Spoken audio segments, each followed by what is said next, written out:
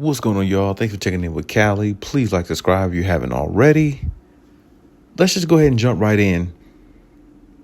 Right now, the Clippers are in good position.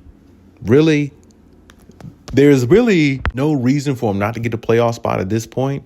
Only they really have to do is win one more game. Literally, just if they win the next game against the Kings, they pretty much have a solidified playoff spot. In my mind, they wouldn't really have it because, the tiebreakers, and when you look at just the fact that the last game they got to play the Warriors. Now, I will say, depending on if the Memphis Grizzlies win and beat the Timberwolves, which I believe they played them, that would pretty much basically give the Clippers a playoff seed if they get one victory, because they wouldn't have to worry about the Timberwolves getting higher than them. They wouldn't have to worry about the Timberwolves actually getting up to that next spot, I don't believe. So, if anything, that would just make them fall into the 6th. And the Warriors, if they won 2 games, I think they will fall into the 5th, and the Clippers will fall into the 6th seed because they got the tiebreaker over Memphis. So, really, it's the many situations, many scenarios you could look at it how it all goes. Because it's like 5 to 6 different scenarios how you could look at it. How they could fall from maybe the 5th seed, 6th seed, or maybe even possibly go back. From the 4th seed to the 6th seed, or possibly go up to the 3rd seed. Somewhere in there. Because depending on how the wins and losses go. And that's the crazy thing about it. You can have more wins than a team, but if you have more losses, then, you still could be put below a team in regards to the standings. And I know I've heard some people complain about that, in some aspects, because they rather be the other way around. I personally it doesn't really bother me. I think that's actually the right way it should go, I guess. But either way, that's another story for another day. But Clippers basically just win one more game and you should be good, because I think they could beat the Kings. And I think if they beat the Kings and if everything goes well, they're just going to rest their starters and stuff against pretty much the Warriors, I believe. In which that makes sense, because you don't want to, risk injury or anything like that. The Clippers have been playing very well. They've been the hottest team this last 2 weeks, honestly, of the season.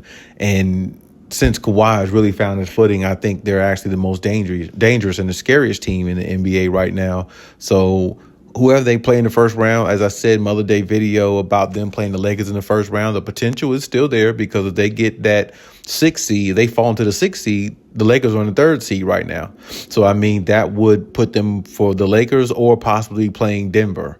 Denver's the 4th seed.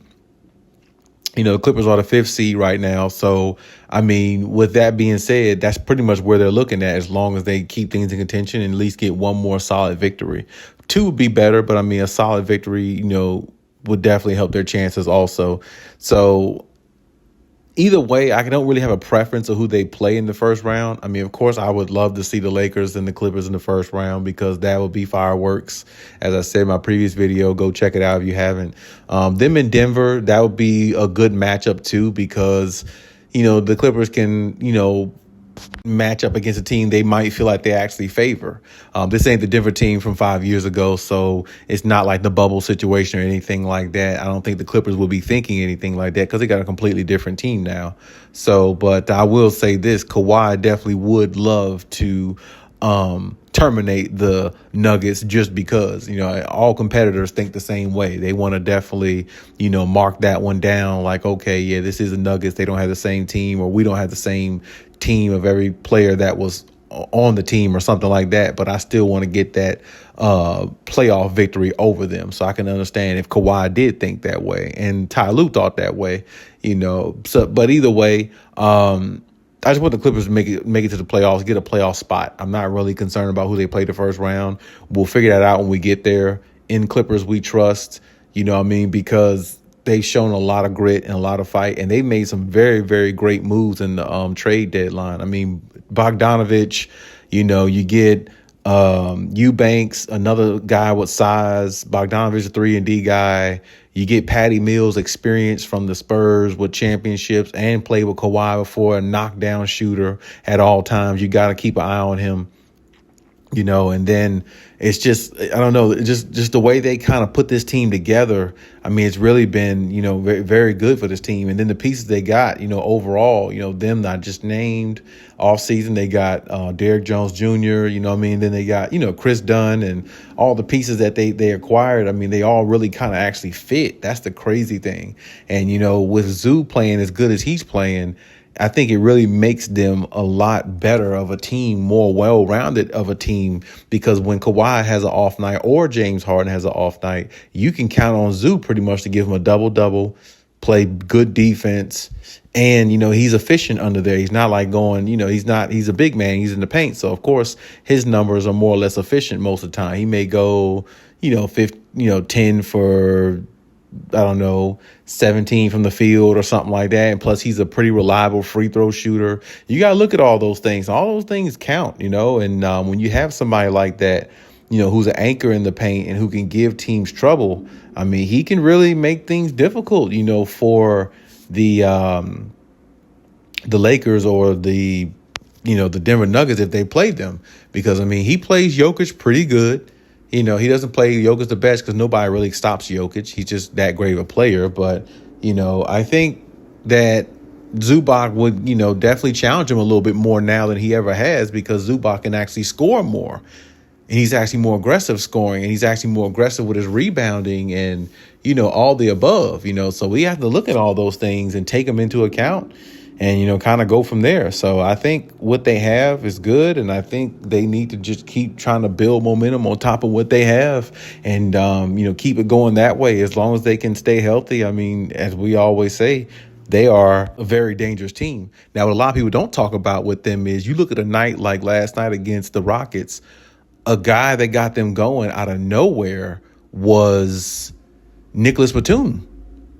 Nicholas Batum really got them going out of nowhere, just hit like four or five 3-pointers, back to back, hitting big shots, got their offense going. And that's the thing with the Clippers. They can have unsung heroes like all the time. You can always look at Kawhi, Norman Powell, and James Harden, but what if somebody like Nico Batum gets hot along with the other guys, along with Kawhi being efficient, and they all play defense just about, So it's like the collective effort on defense, the efficiency of Kawhi on offense 90+% of the time. James Harden can get you 10 to 15 assists every game with 15, 20 points any given night. And you just don't know whether Norman Powell is just going to be on fire, because he can definitely put the ball in the basket, as we see at an elite level himself. And then you got to worry about the defense they have with Chris Dunn, Derrick Jones Jr., and those guys knock down shots as well when they're wide open, when they're given opportunities. Then you look at one of their best 3-and-D guys. Well, of course, their main best one, D guy, of course, would be Kawhi, but one of their best 3-and-D guys is Bogdanovich. He's really underrated, really good, really solid. And, their bench is pretty good. They got guys that come off the bench and contribute pretty well. Like I said, and Chris Dunn, to me, has been one of their unsung heroes also, because you could literally put him on anybody and he will defend them at the highest level. And that's a fact. Chris Dunn is really that much of a defensive prowess. And if he's knocking down, I'd say 35% of his 3-pointers in the playoffs, the Clippers will be damn near unbeatable. Because now you got somebody like him on the floor who's really not known as an offensive guy, and he's knocking down, big threes when needed at times, along with everybody else scoring. Zubac holding it down in the paint, Kawhi being Kawhi, James Harden being Harden, and Powell chipping in with 17, 20+ points a game. And then, like I said, you got their defense all around from the perimeter all the way to the paint. They got defense, so it's going to be hard for any team to contend with that in a 7-game series.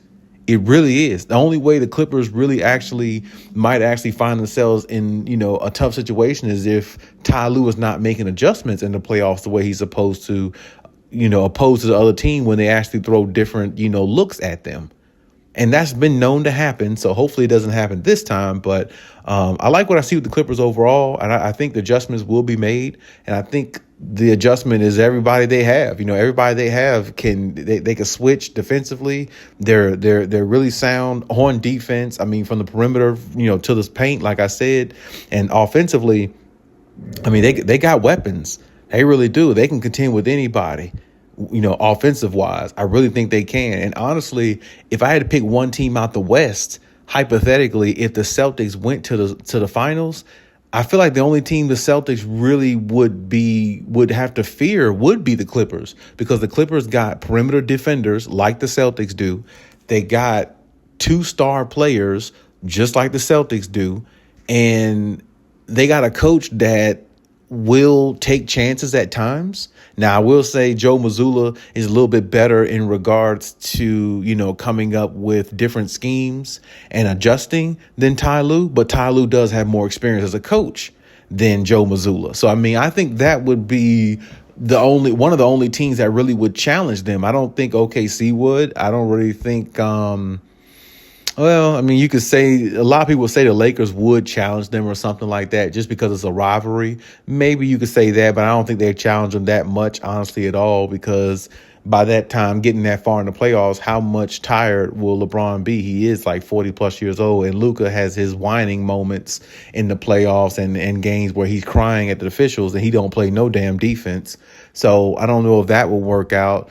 Denver, I don't think is deep enough to beat the Celtics. I don't think they're actually good enough to beat them. And, Houston is just too young. So, I mean, when you look at all that in its totality, I think the Clippers would be the only team, if the Celtics made it to the finals, that really would challenge them to its highest degree. And that may just be a thought at this time, but maybe it might become reality before we know it.